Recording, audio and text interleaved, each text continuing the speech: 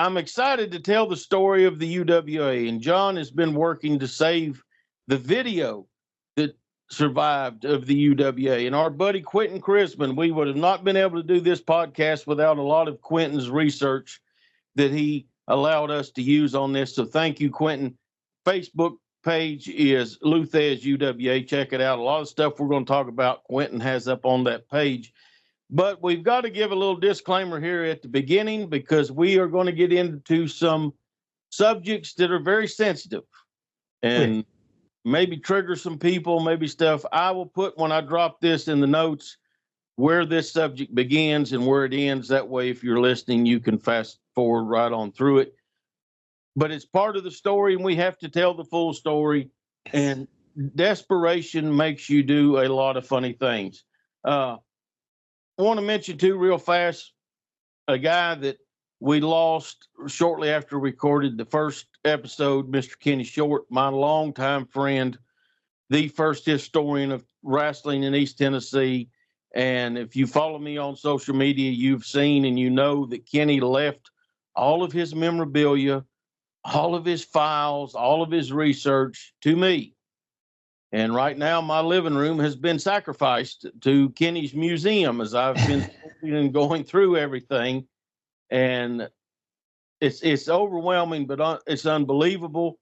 And part of Kenny's research will be used at the end of this episode of the podcast here. So it takes a village to do this podcast because John and I are very busy in other things, and I'm not so sure that we're smart enough to do it on our own either. So at least speaking for myself. So, and the last thing that I got to get in here, John. Yes. I'm a great uncle again. My niece Brooklyn had her first child this past week. Wow. And they named her Faye after my mother that we lost 4 years ago. So baby Faye is doing well. Brooklyn is doing well, and I will be making a trip to see them very soon, and I can't wait. I'm getting pictures every day. I got the video call with them in the hospital. Oh. In a matter of seconds, I'm talking and seeing the baby and my niece and everything. It's taken me and John an hour and 10 minutes to get started recording today because of technical issues. So,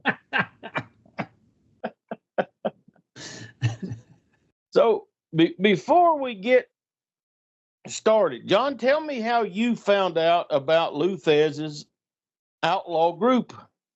I read a little bit here and there. I mean, not when I say read a little bit, just basically reading the name Lou Thesz's UWA, and that was the extent of it. I think there was maybe one TV taping or one part of a TV taping floating around in tape trading circles and on YouTube for a while.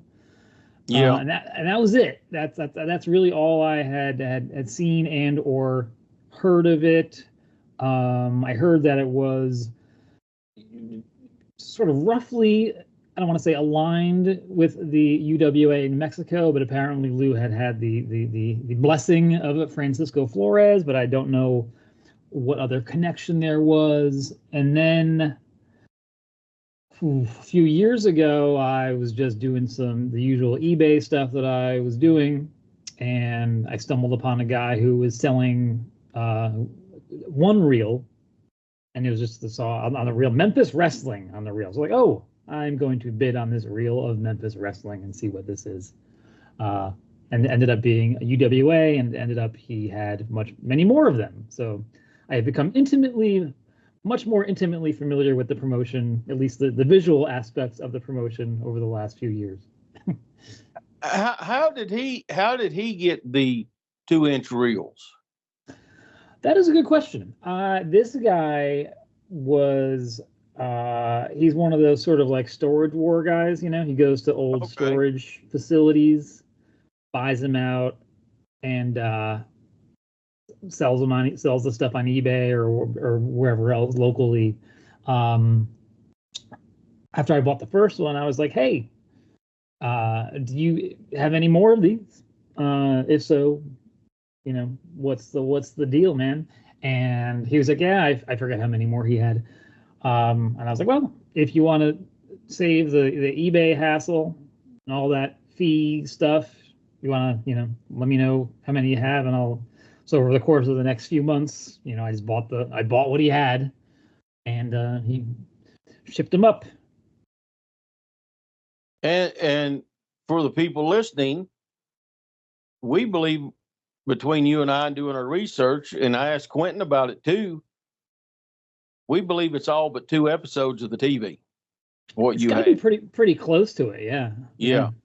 So it's unreal. We're going to talk more about that at the end of the program, and how people can help us save some history, because this is what I love. I love digging into this stuff and finding out about stuff that I didn't know about about people that I knew or do know now, they're still living, that I didn't know about. And here's how I found out. We're going to start right off, because I'm going to tell a story about myself every episode. So let's get it out of the way. Do it. This is how I became friendly with Lou Thesz.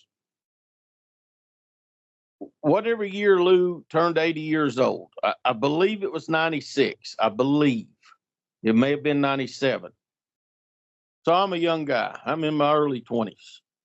I'm wrestling several nights a week. I'm living the life of a wrestler. So about 1:30 in the afternoon, I'm sitting at my kitchen table with a hangover that was killing me. And not just from booze, but pharmaceuticals. I was living that life, I've said, and I've told in my book, and, I've overcame, and thank God Almighty. But at this time in my life, I didn't care about I was in it. I was trapped in it. So I'm sitting there, and I'm having a horrible day. I'm having and the phone's ringing, and this is before the digital voicemail. You still had the voice recorders, the box that sit next to your phone that you had to plug your phone in. You know what I'm talking about, John. You're my age. Oh yeah, I'm old too. And if you play it loud enough, it plays through the house so you could hear it.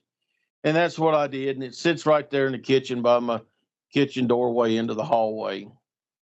And I'm sitting there trying to eat a bowl of cereal or something, and the phone rings, and I'm not answering it because I don't want to. Something I still carry on today. I just only answer for certain people. That's why I've always had some kind of shield in front of me, like this answering machine. So I'm sitting there, and I hear on the answer machine, "Hey, this is Lou Thesz. I'm trying to get in contact with Bo James." And before he says another word, I picked the phone up. Of course. And I said, "I don't have time for this cuss words. Who the cuss words is this? What in the cuss words do you want bothering me?" I just cuss them out. And on the other end of the phone, I hear, "Excuse me?" I said, "You heard what I said, more cuss words, more cussing. You and your mother and the horse they rode in on." "Pardon me?" I said, "Okay, all right, Mr. Lou Thesz. If this is truly Lou Thesz, how did you get my phone number?" And he says, "Miss Cora Combs." And without a breath, without a blink of an eye, without anything, "Sir, I deeply apologize from everything inside of my heart and my mind and my body. I did not mean any disrespect. I'm having a bad day. I thought this was a rib." Anything that I could tell him to kill the heat right then and there. And he starts to laugh. And he goes, "It's all right. I wouldn't have believed it either." So we have a little conversation. And he tells me, he goes, "Cora gave me your number, said that you probably would have matches of me and I'm trying to find matches." Because Lou's way before the VCR era, his world title runs and everything, so there was some stuff. And this is when we still had to do VHS and send them through the mail and all that stuff. But I was still tape trading and collecting. So I sent him I made a tape for him and I sent it to him. And he calls me back and he says, hey, I got the tape. Thank you so much. There's some stuff on here I don't remember. There's some stuff I remember vividly. I really appreciate that. What do I owe you? I said, sir, you don't owe me anything. I said, I'm glad to do it for you. I'm just, happy to help you out. And I was, because I have all the respect in the world for Lou Thesz, then, now, and forever. Not just as a wrestler, but also as a man. And he's such a class act and such, I knew him at the end of his life. I'm sure there's somebody somewhere else through his life that would give you a different side of that. But I treat people the way they treat me, and he treated me wonderfully. So he says, how far are you from Asheville, North Carolina? And I said, oh, not far at all. I said, it's only like 70 miles. But it's a little bit of a trip because I have to, this is before Interstate 26 is open. I've got most of the trips, a 2-lane road over the mountains and stuff. And he goes, well, hey, I'm coming to Asheville next week because I'm going to be a part of this thing. He starts telling me about it. And I said, hey, wait a minute. Is that the golf tournament and the, the auction and all that stuff? And he goes, yes. I said, me and my friend Al are going. Al Getz, John's co-host, my friend, and John's friend, and everybody's friend. Yes. Al's such a likable guy. He is. So he goes, after all the stuff, all the actual festivities of this fundraising event, and you'd have to ask Al what it was for. I think a children's organization or something. I can't remember. He says, but we're going to kind of gather up, the ones of us staying in town. We're going to have a little get together for my birthday. So me and Al got to go. Oh. The whole time from that time I closed my car door to drive over there until I got back in my car to leave to come back home, this thought was in my head that Lou's going to stretch me on his 80th birthday. He's going to get me in front of all of his buddies to prove he can still do it. Yep. And for me cussing him out on the phone. Oh, boy. No. What a gentleman. Went up to him. He stuck that big hand out. Nice to meet you. Thank you for what you did for me. Thanked Al for coming. He was such a class act and such a gentleman. That's where the picture of me and Lou that hangs in my office, and I've posted once or twice a year. That's where it came from. His 80th birthday party that night. And anytime after that, I would get something new of Lou. I would send it to him. I'd make a copy. I end up sending him like 3 tapes over the years. That's cool. And having a few phone conversations with him. And one of them, he says to me, you don't by chance have any of the stuff that I did in Nashville? And I said, yeah, there's some Gula stuff on that first. He goes, no. When I ran opposition. And I almost fell in the floor because I didn't have any clue about it. And here is Mr. NWA, the 6-time world champion, telling me that he ran opposition to one of the biggest NWA territories in history. Yeah. And so that's where I became fascinated about this, but there was so little of it out there. Like you said, John, there was like one episode that kind of floated around. Yep. So I talked to Corey Combs about it, talked to Paul Morton about it, different people. And I just became fascinated about it. And then we start this podcast, and we had a whole nother plan for this month's deal. But when we got to the card of the month, I chose the card of the month that we're going to tell you. We're going to tell you a lot of cards today, but I chose that. And John, I thought he'd already put all episodes that he had on because what do you got, 8 or 10 on YouTube? It gets like it does it a 10, 12, 8, somewhere in that range. So I thought, well, surely that's all he's got. He's got all of them up. And then John goes, no, there's 23 of them. Yeah, there's a lot more. Which drove me out of my mind because I'm one of those guys, if I know where wrestling history is and where it's from or a part of, I have to see it. I have to know it. And the fact that we still, or not we, John, still has tape that have not been played in 48 years. Yep. Yep. And we don't know what's on them. It's driving me out of my mind. And what drove me even more was after we had this conversation that this is what we're going to do this episode about, I go back and watch the ones on YouTube. And at the very end of one of them, we see that they recorded over one of the first two episodes. Mm-hmm. We get just the last minute, maybe, of one of the earliest episodes, which then confirmed something that we already knew was of someone that was involved, but there was his name on the TV screen, and his name is in the Athletic Commission archives. And we're going to get to that just in a minute. Get to him later. Yeah. So let's start talking about this. Lou Thesz is UWA. Yep. So originally, Lou is not a part of this organization. The financial backer, there's two of them. Buddy Lee from Buddy Lee Attractions. He was a country music agent, and he was for many years Hank Williams Jr.'s agent and a lot of big name acts. He had the number one booking office to book country music stars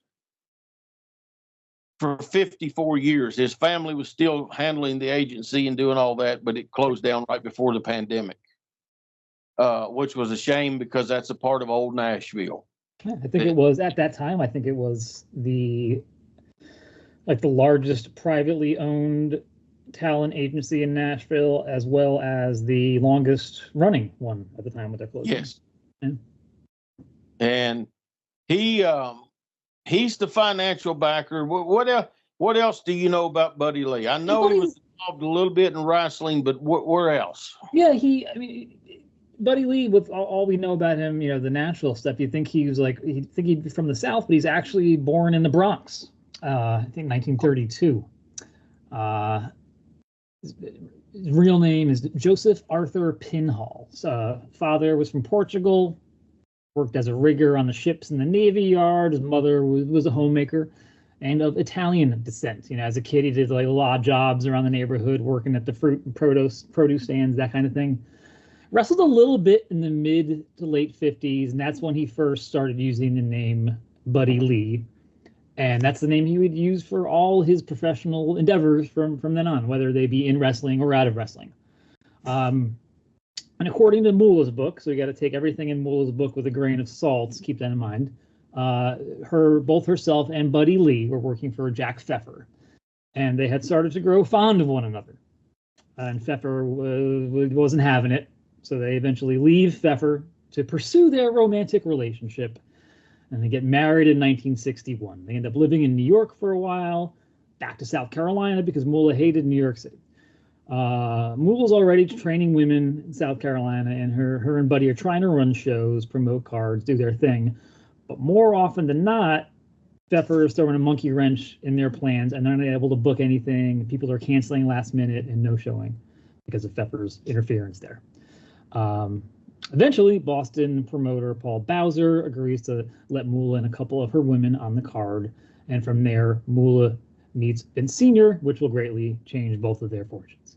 In 1964, Buddy Lee, like you said, starts Buddy Lee Attractions, huge talent agency. His original partner, I think, was Audrey Williams, the widow of Hank Williams Sr. Yes, I believe that's true, too. And their primary client, like I said, Hank Williams Jr. Actually, from 64 to 68, it was known as Aud Lee Attractions, the Aud being Audrey. Over the years, the company would go on to represent everyone from Willie Nelson, George Strait, Garth Brooks, all the way to the Dixie Chicks.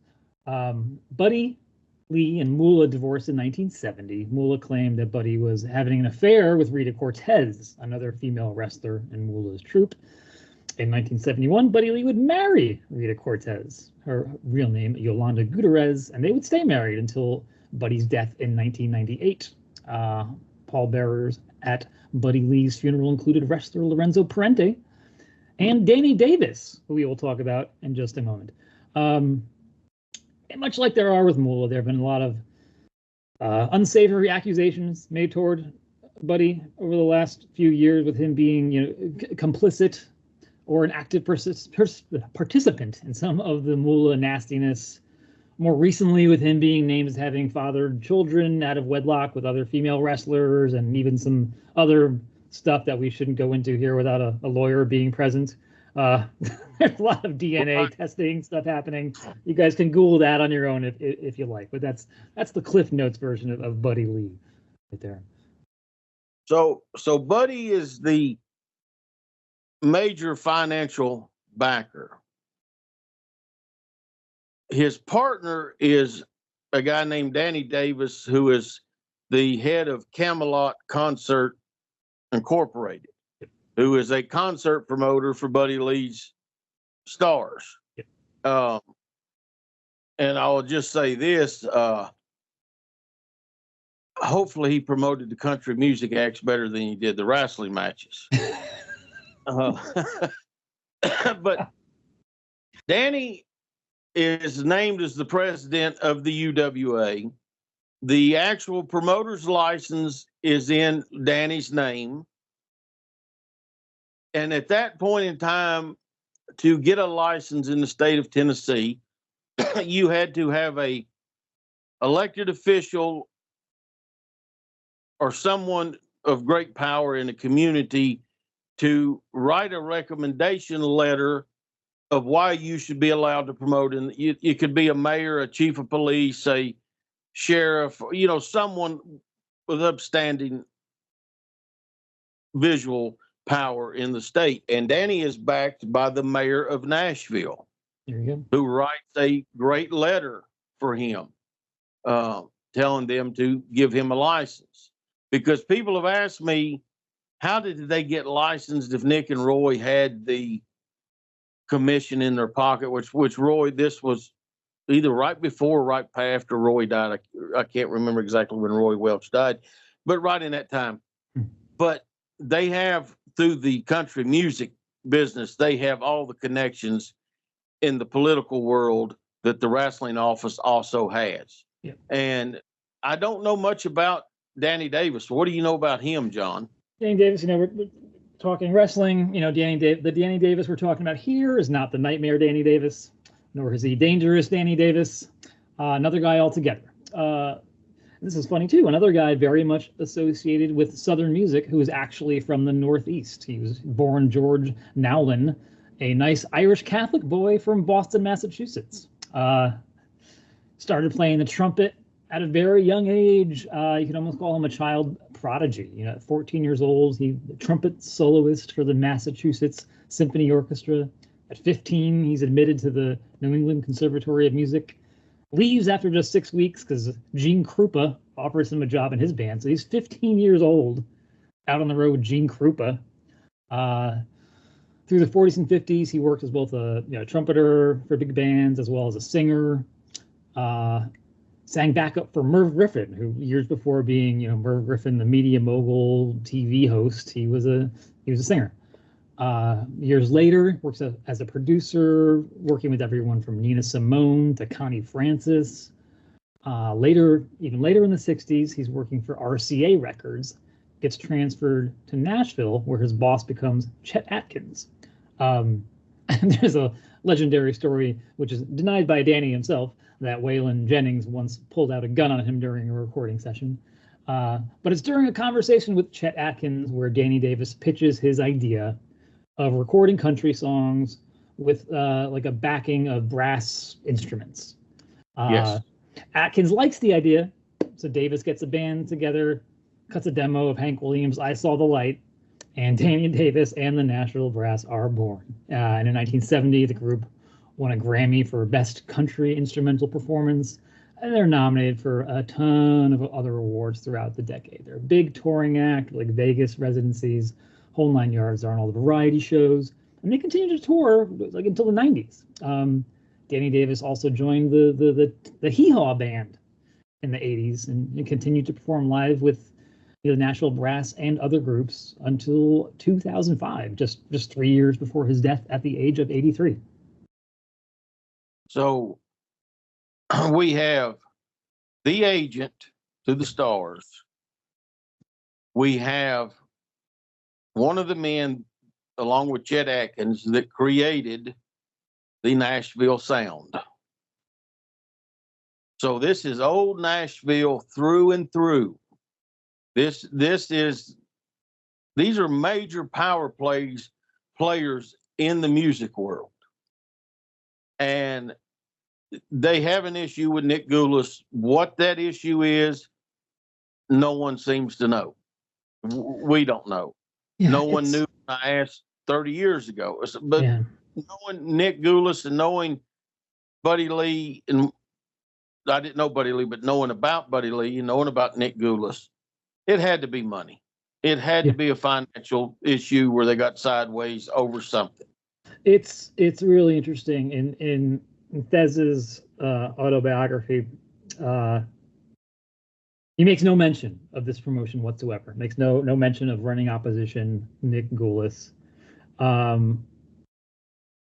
He does mention Nick Goulas quite a bit, and it's the usual gripes that everyone has with Nick Goulas. So he shorted me on pay. Part of my deal was I would get a percentage of the gate for these shows here. I didn't get that money. Blah blah blah. That sort of thing. He talks about running, working with Nick Goulas and leaving in a huff in 77, 78, but doesn't talk at all about this here, which is so interesting.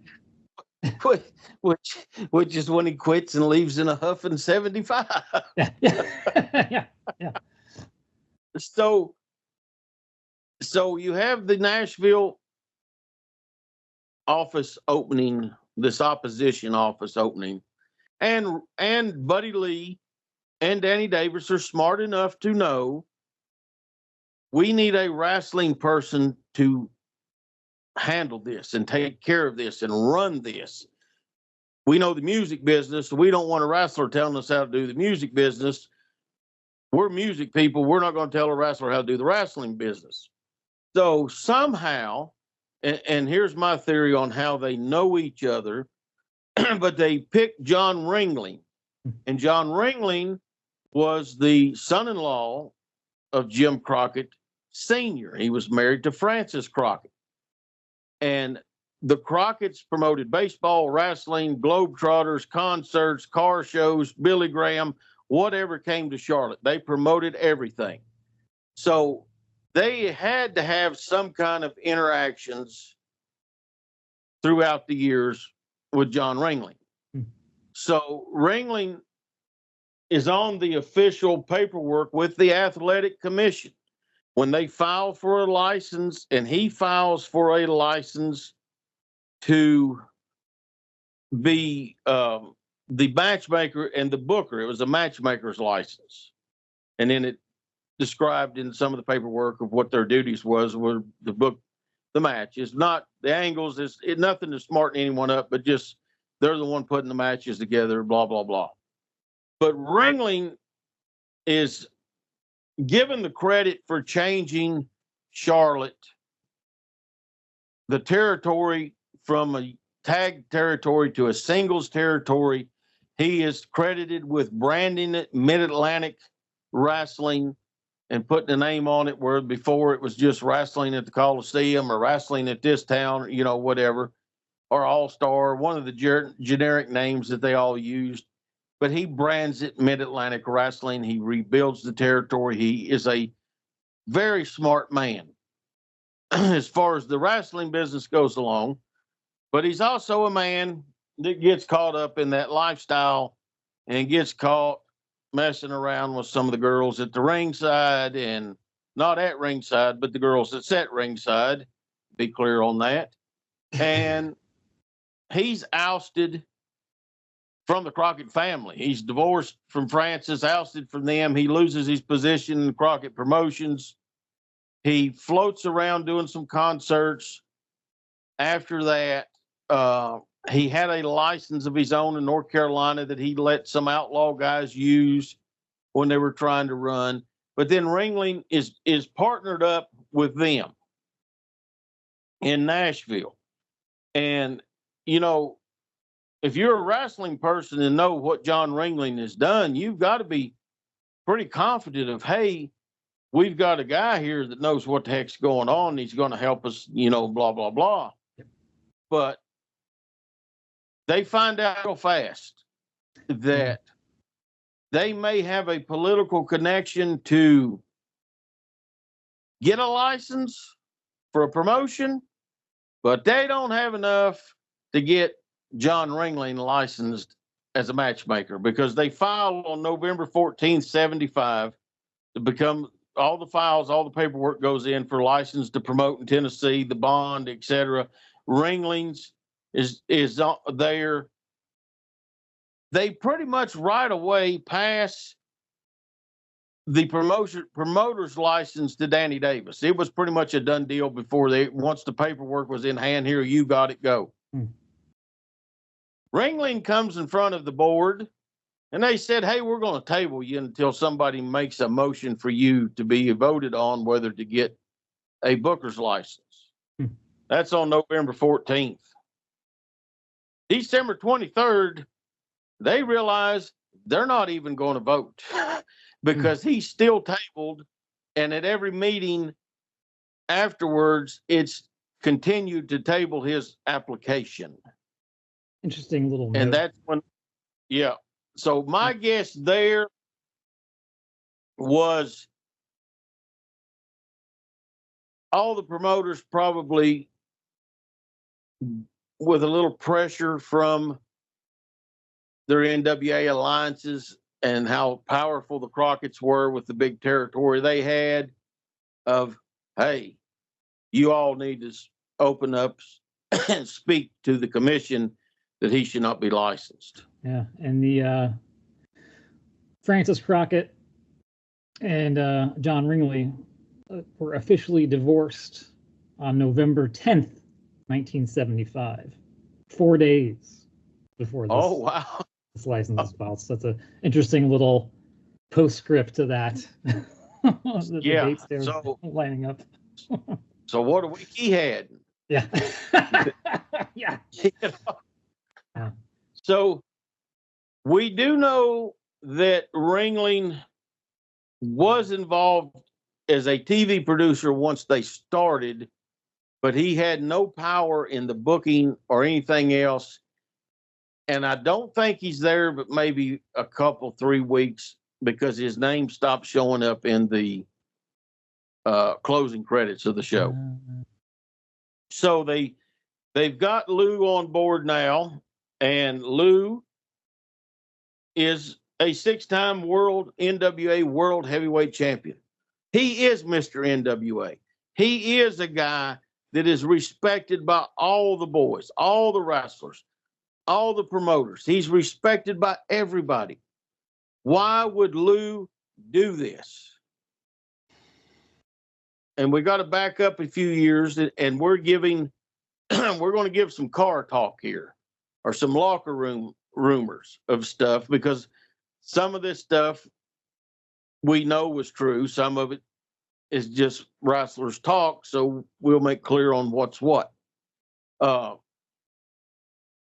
We know that he was not real high and in favor of losing the belt to Gene Kiniski, and Gene Kiniski being the world heavyweight champion, because Gene was not a hooker, a shooter, or the caliber of wrestler that Thesz and Strangler Lewis and and Briscoe and these guys were.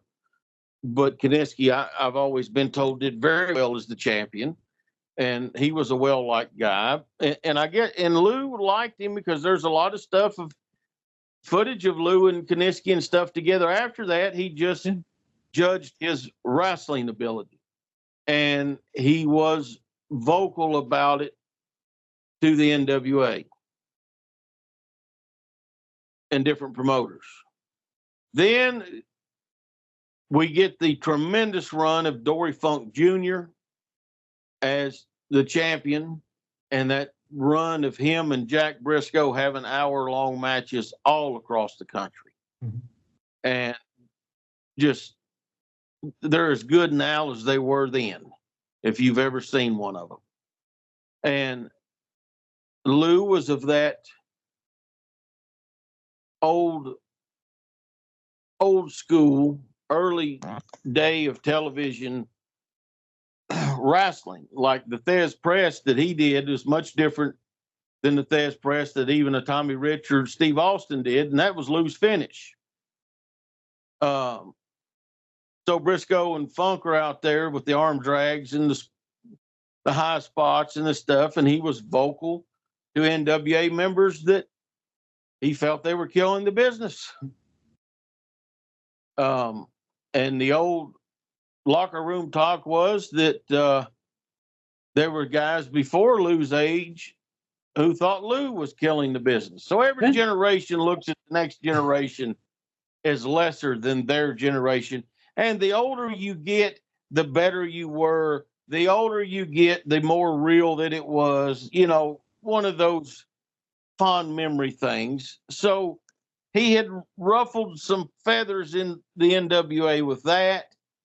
He then had he had a divorce. He had a couple of failed businesses. So he's back wrestling, because how old would have Lou been at this point? He'd have been right at 50. Oh, yeah, 60s. He was born in 1916, I think, right? Yeah. Yeah. Maybe 60 So years he's old. 60 years old. Yeah. No, it's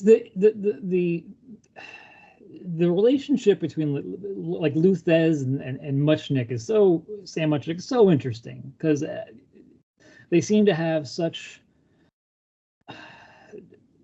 respect for each other, both personally and professionally, but at certain times and at other times they seem to be going, butting heads, both personally and professionally. And like all the earliest sort of kerfuffle I could read about between the two of them is like it starts after they sort of pitched, or Muchnick and Vince were trying to do a title unification with him and Bruno that got killed. And then after the Kaniski thing, almost immediately after that, Thesz starts, running Outlaw even prior to the UWA. He's running an opposition to Baba in Japan, with Tunney. The trans. And to me, that is shocking. He didn't get the Ricky Dozan treatment. Yeah, or at least missing a finger. Yeah. Something. So there's that. I mean, that doesn't last very long. There's that, but he and Muchnick even later on. He once Muchnick was looking to step away. He wanted Thesz to be in, not necessarily president of the NWA per se, but just sort of be like a spokesperson for the organization. But like an ambassador. Yeah, exactly, an ambassador. But Thesz is running with these outlaw stuff, rubbing the NWA the wrong way. So it's such an interesting, fascinating, Lou Thesz you would think would be the guy. Yeah. But no. And like you said, he after 2 divorces, and I'm not saying, we're not trying to imply that he squandered his fortunes when the manner of like Gorgeous George or anything, but he just had some investments that didn't pan out, and needed to work. Yeah. I believe Lou, if he would have stayed out of those investments, would have been fine and just kept doing what he was doing. I believe the investments cost him, and that's how he finds his way, living in Tennessee, working for Nick Goulas, someone that he doesn't really particularly like. But as me and George South always laugh about, if we only worked for people we liked, we'd starve. So you got to work for a lot of people. But to get that money in the Tennessee every territory, but especially Tennessee, because unless you were one of the 7 to 10 guys that were figured in, the Fargos, the Lawlers, the Valiants, of those eras, there were 7 to 10 top spots where those guys were making money, big money, big money. And if you weren't, you were surviving or you were starving. And Lou wanted to be in that position, in that top spot, and dressing room talk again, car talk, people talking. Nick Goulas tells Lou Thesz, "You're too old to be on top." Ooh. And that's when he goes to work for Buddy Lee and Danny Davis. And that's how he gets involved. And I would imagine if I was alive at this time, well, I was alive. I'm 2 years old when this is going on. But if I was in the wrestling business, man, I'd want to work for Lou Thesz.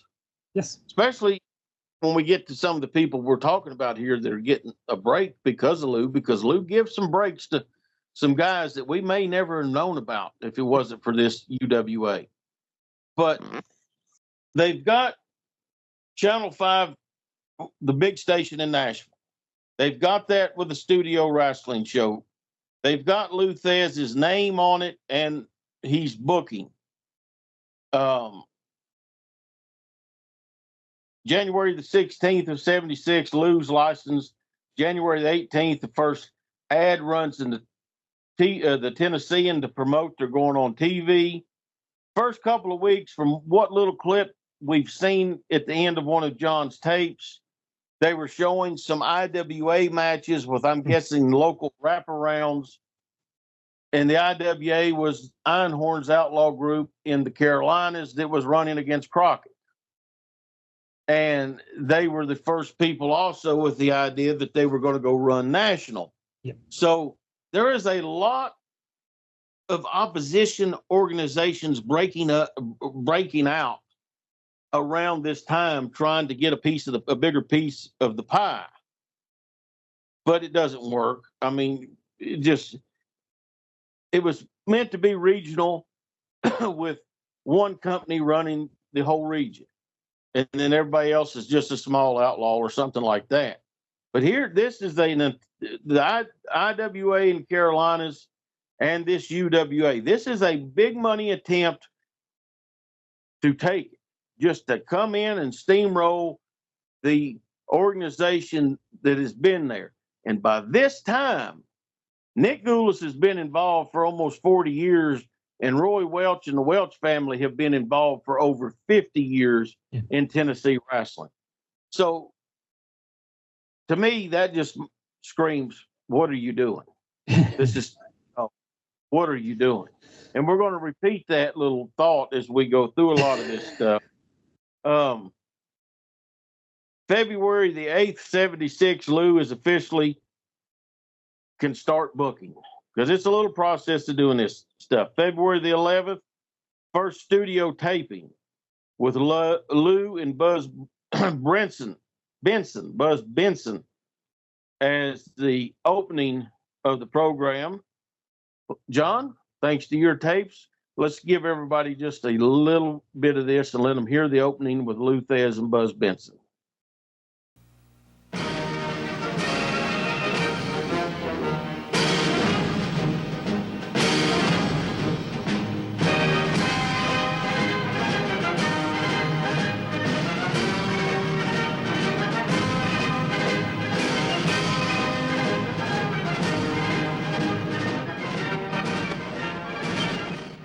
Welcome to Universal Wrestling Association Studio Wrestling. Now for the action, ladies and gentlemen. Up to the ring with Buzz Benson. Thank you, Lou. It's time now for UWA action. This is tag team action. And introducing first in this corner, 225 pounds from the University of Tennessee and Chattanooga, ladies and gentlemen, Pistol Pez Watley. And from Atlanta, Georgia, 235 pounds, Richard Lewis. And in this corner, with a combined weight of 485 pounds from parts unknown, top contenders for the World Tag Team title, the Interns. And their manager, Dr. Ken Ramey. So there's how that's from the earliest tape that we know of that John has now, because it had a date on it. It was taped in February. So Buzz Benson, what a great voice. Yes. A big part of Nashville. And I'm still thinking somehow he was involved in Major League Baseball. Huh. At some point, or maybe just minor league baseball as an announcer or something. I can't remember, but I have some kind of memory, but I can't pull it out of this head altogether. His son is on Sirius XM. Oh. On one of the country stations on Sirius XM, I hear him ever so often doing, DJing on there. So papers in hand, TV on the air. Now it's time to go to war. And they get a lot of publicity when they first open up. February 26th, big story in the Memphis paper. And Lou says, we're coming to Memphis, and we've already got a date in the building book for April. Be on the lookout. Never happens. Tennessean runs a big ad with new wrestling office in town. Is this going to lead to a fight? That kind of deal of what they've got, because they know it. I mean, even we got two. This is the first time there's ever been two established promotions in the Nashville market. All these people have ever known is Goulas Welch, and before that, Welch Wrestling Enterprises. Yeah. So if you're a wrestling fan, and you're going to know who Lou Thesz is. You're going to know who some of the stars are. They've got a big-time TV station behind them, and they've got country music money behind them. But this is a time that Fargo just did the angle with Phil Hickerson and Dennis Condrey. This is Lawler on his rise up to become the legendary Tennessee figure that he is now. Dundee just came from Australia. Tennessee is so good at this point in time. Southeastern and Knoxville is on fire. So you've got three different offices in two offices, three territories, because East Tennessee's now Ron Fuller in Southeastern. Goulas still owns the Memphis end, which is Memphis, Louisville, Evansville, part of Arkansas, part of Missouri. Then the Goulas middle part of Nashville, Huntsville, Bowling Green, Chattanooga, Birmingham. So this is the area that Lou and his partners are planning on going running. And big name talent is against them, because the Fargos and the Tojos and the Lawlers and the Dundees and all those people working for the big office. The buildings are going against him because they have the Fairgrounds Arena. They have the Mid-South Coliseum. They have the Boutwell Auditorium.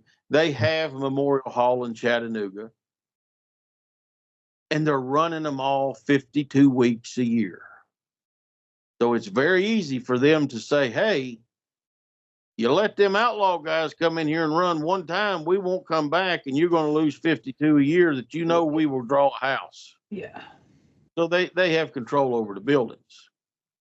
John, give us an idea of some of what Lou's crew was, of his wrestlers. It's an interesting kind of mix of guys here that you see, at least on the TV. Some of the bigger names you see on the TV. He's like Wild Bull Curry.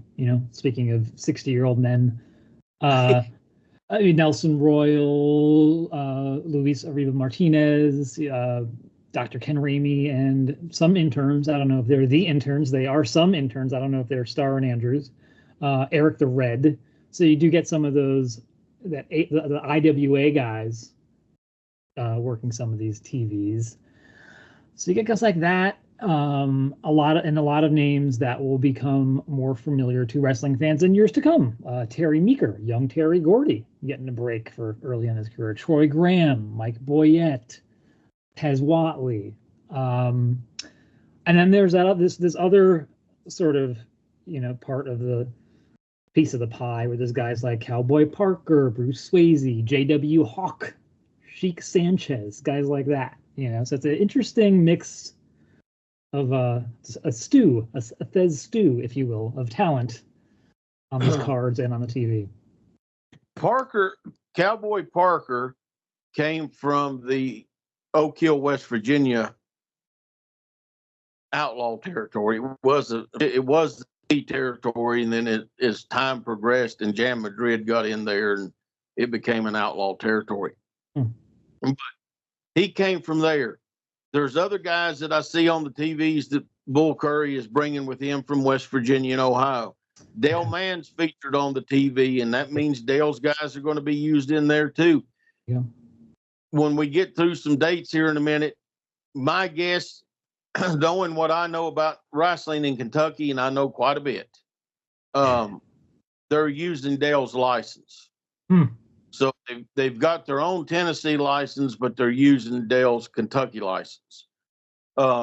There's a connection with Captain Hook, the Chattanooga, North Georgia outlaw promoter, who is Terry Gordy's uncle, who is sending guys up to do TV.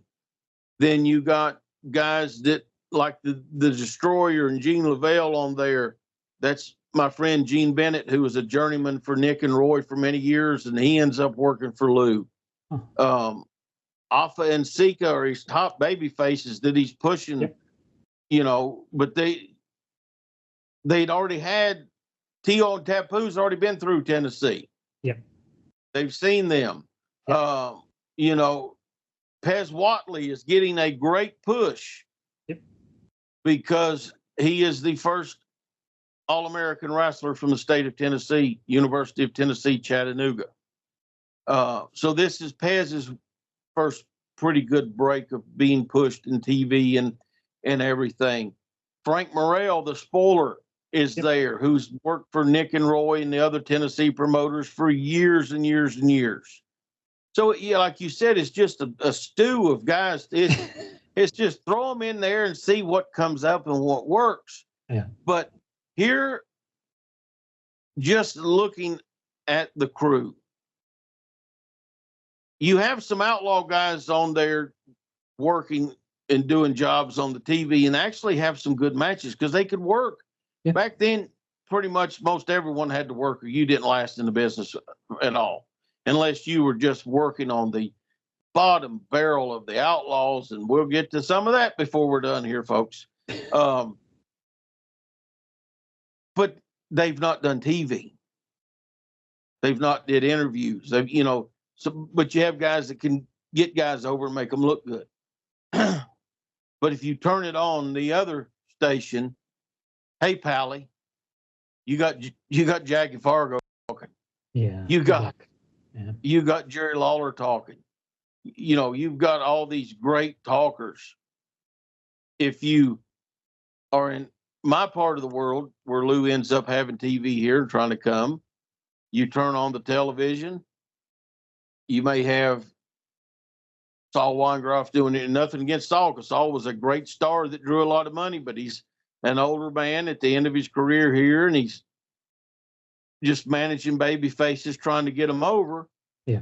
But you could watch that, and the very next wrestling program you watch, Ron Wright's on there talking. Yeah. Okay. The conflict in the two styles and how they're presenting wrestling are completely night and day. Yep. And I believe the UWA could have worked if it was, say, Iowa or Missouri or Kansas or maybe Ohio, maybe West Virginia, maybe. It just wasn't going to work in Tennessee. Yeah.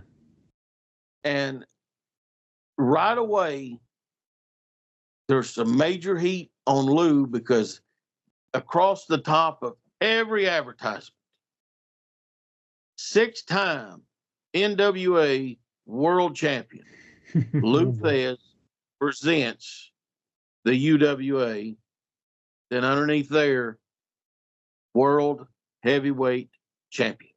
Not only are they saying that different people at different times are the UWA World Heavyweight Champion, they are using the exact same belt that Lou Thesz wore as the NWA World Champion.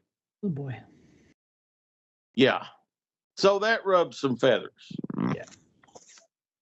So they're trying to get started. They're thinking they're going to be the biggest thing. They're going to do all this stuff. They run Nashville. No, the first event they run is February 23rd, a Saturday night, Owensboro, Kentucky. On the advertisement, I can't remember if it said UWA or not, but just looking at the ad stuff, it's Dale Mann. They run the first Nashville card at the Nashville Municipal Auditorium. Lots of press behind them. Stories on new group opening up, a big story on Walter Johnson, stories on Lou Thesz, all this stuff. And they go into the Municipal Auditorium. And John, if you would, give us the card from the bottom to the top of the first debut live event in the city of Nashville. So we got at the Municipal Auditorium, you got Prince Pullen versus Mike Boyette, Walter Johnson versus The Spoiler, Wild Bull Curry versus Mark Starr, Tez Whatley versus The Alaskan, Princess Jasmine versus Ramona Isabel, Luis Martinez and Flying Fred Curry versus Cowboy Parker and Hartford Love, Nelson Royal versus Eric the Red, and the Interns versus the Islanders. So you've got a mixture of Chattanooga Outlaws, IWA Outlaws, and the Carolina. You got a hodgepodge just on the first show. Yeah. Yep. And guys coming in everywhere. Do you know about the Municipal Auditorium? I do not know about the Municipal Auditorium. Okay. At the time, it was the biggest arena in Nashville. It is where Steamboat and Flair had the match at Wrestle War. Oh, okay. That is the Starcade building that WCW ran. Gotcha. That's the Municipal Auditorium Okay. that they're going into to run. First time.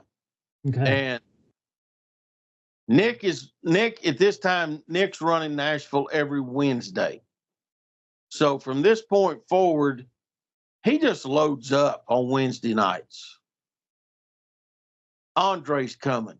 They have the Fargo angle with Hickerson and Condrey. Ernie Ladd comes in. The Sheik comes in that summer. I mean, the NWA is backing Nick. They're sending talent. This truly is a war of the NWA versus Lou Thesz. And here's why I say that, because you may say, well, what about Buddy Lee and Danny Davis? Well, to the public, their name is not on it anywhere. Yeah. Lou's name is on it. Yeah. They never appear on camera that we know of. Their name's on all the official paperwork, but they're behind the scenes. And if this thing goes belly up quick, which, hold on, folks, it lasts longer than you think. If it holds on, it goes away, they go right back to music. Yep. Lou has nowhere to go. Yeah. This is the only thing that Lou knows in life. So he's battling. Yeah. On the very first night at the Municipal Auditorium, they do a heavy heat angle where they hurt the interns, and Ken Ramey hurt Saul Weingroff, and he's taken to the hospital. Oh, wow. It's in the papers. They've only been on TV for like 5 weeks. It takes 12 weeks and at least 12 weeks to find an audience. Yeah. They've been on TV for 5, and they're going to go in the biggest building. Oh, wow. This is 20 years before the Titans. This is 20 years before where the Predators play. Well, it was Gaylord Arena then. I can't remember what it's called now, but all that. The Ryman Auditorium is still the Opry House. The population in Nashville is probably under 100,000 people at this time. This is the old Nashville. It's not this big, modern, huge city that you know of today. And they're trying to go head to head with the established group. And they run the biggest building. And we don't have an attendance figure, but they don't ever go near that building again. I don't even think they drove by going anywhere in town. So they do a TV taping the next night.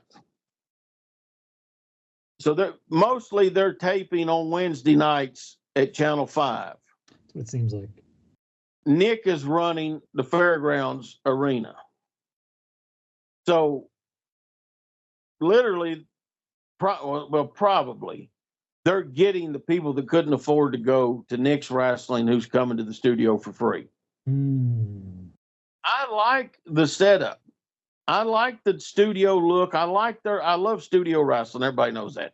Me too. But I love their little setup, and it's a good set. Lou should have never been the commentator. Not his strong suit, I have to say. Not his strong suit. He should have been Eddie Marlin, as we know from our childhood.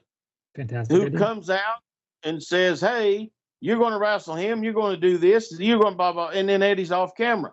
Yep. Then he comes back. He's only there for rulings and certain announcements. Lou's out there the whole time. So they also right away have trouble with their sponsor. Now, to get a license in the state of Tennessee, you have to have the letter I talked about. You have to have a bond. You have to have the money. You have to buy a license for each individual town or city that you run. And you also have to have an agreement with a veterans organization in the state of Tennessee to give them at least 3% of the house to keep them funded.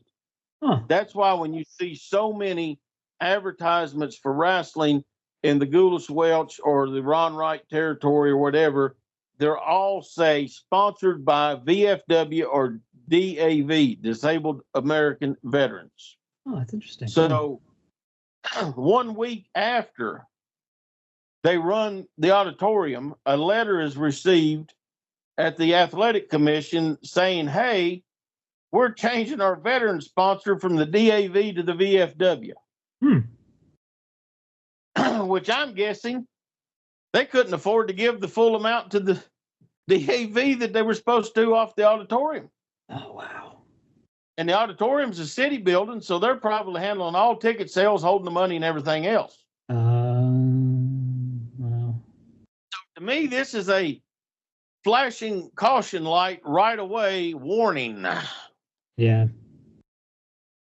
March the 16th, they start running a regular circuit, I guess. So the 16th, they're in Fort Campbell, Kentucky. That's not very far from Nashville at all. My sister lives in Clarksville, just south of Fort Campbell's, maybe an hour and a half hour from there. TV the next on the 24th. 25th, they run at the Armory in Nashville, which will become home base. But here's something else, John, that screams warning and desperation. They run the 25th at the Armory. They're 26th, they run Murfreesboro. That's a Thursday, Friday. Okay. They're right back at the Armory on the 30th. They didn't have anywhere else to go. So they're running there. They do TV again April 6th. April 9th, they're in Liberty, Kentucky. This is a straight up Dale Man town from the advertisement I saw. It doesn't say UWA, but it's the whole UWA crew plus Dale Mann against his handpicked opponent. Gotcha. They run on April 13th. They're doing Nashville again at the Armory. Now, on April the 14th, they run 3 events. What? One of them is at the nighttime at the TV5 television station. Okay. John, do you know what the first 2 were at?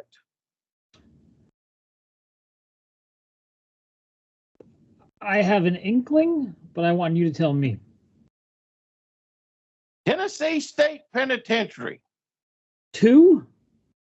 They run 2 because there's so many convicts, they can't have all of them in the yard at one time or they'll riot, overrun, and it'll be trouble. So they have a nice little matinee show and an evening. Yeah, they had one probably right before lunch and then one right after lunch, and they switch out who's in the mess hall, who's in the yard. Now, let me tell you this.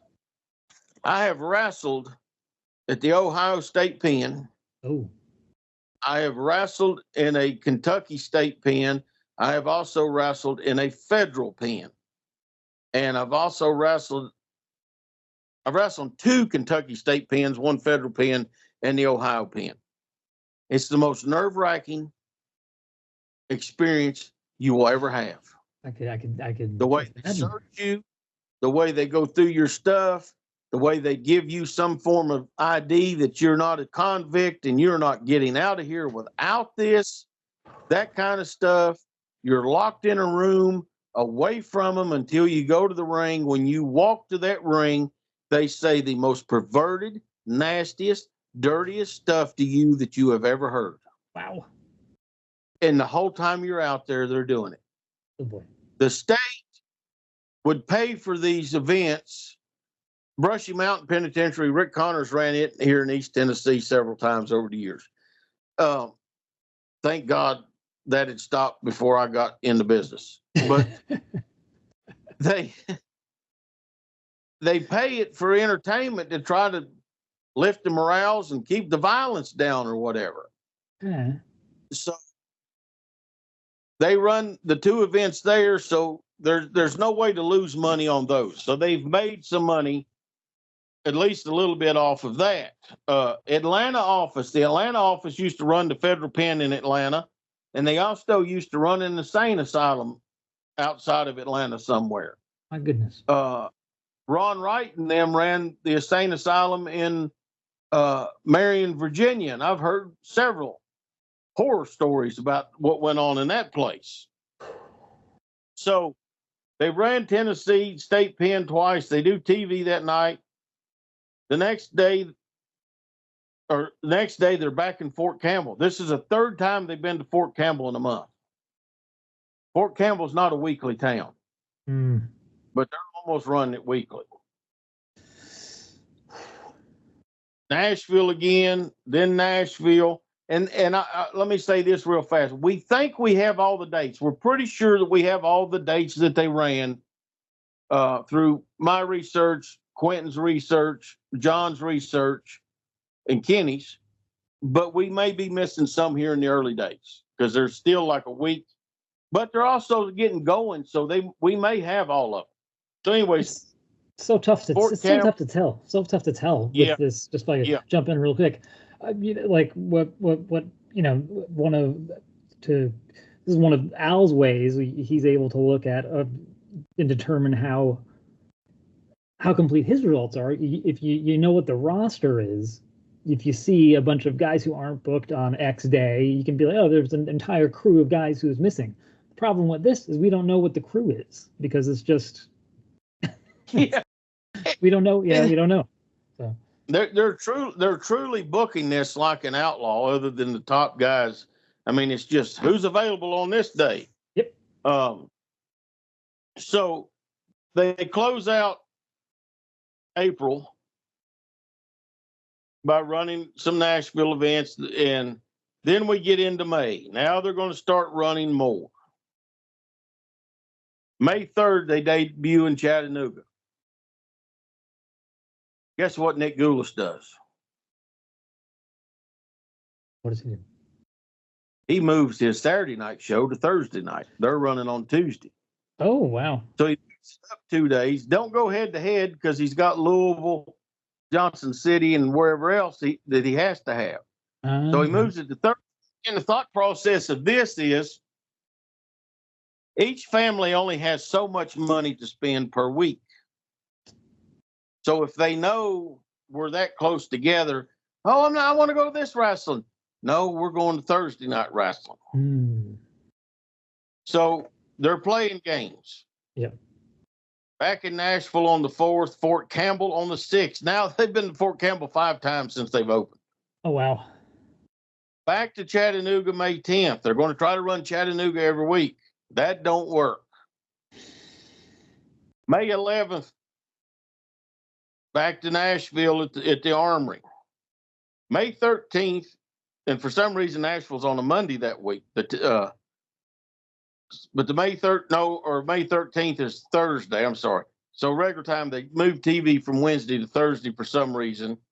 And on the May 13th episode, it airs that weekend, but it's taped on that night. Thanks to John's videos, we have the ones that he has got digitalized, has the record dates on the first part of them. So that is the night that Lou Thesz and Saul Weingroff introduce us to Big Tussie. Mm-hmm.